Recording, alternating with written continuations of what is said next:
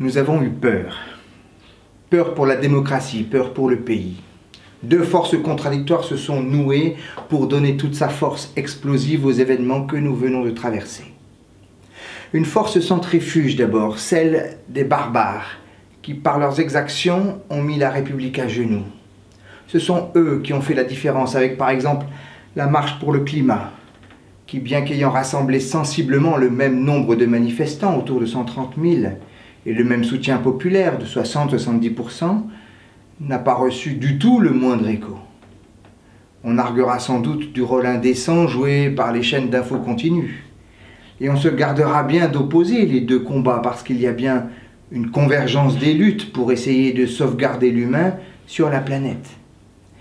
Mais il faut prendre toute la mesure du fait que la violence a été plus forte, plus efficace, plus dangereuse aussi. Hannah Arendt pointait le problème.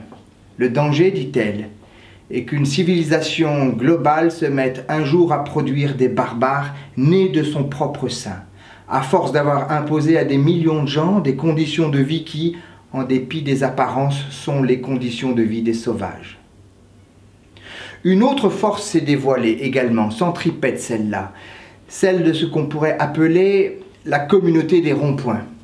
Pour sortir de l'invisibilité, des gens se sont affublés d'un gilet jaune et ont pris possession des ronds-points, lieu de passage par excellence. Autour de Brasero, ils ont fondé une communauté d'anonymes qui se ressemblent. Un lien s'est créé aussi avec une population solidaire qui lui apportait son offrande. Sans doute faut-il y voir la revendication silencieuse la plus importante, qui à tort ou à raison efface à leurs yeux la valeur des annonces présidentielles qu'ils qualifient eux-mêmes de miettes. Ce foyer-là, ils refusent de l'éteindre, donnant corps à un populisme des plus inquiétants. De fait, ces deux forces se conjuguent et se nourrissent, et Dieu seul sait ce qui pourra en sortir.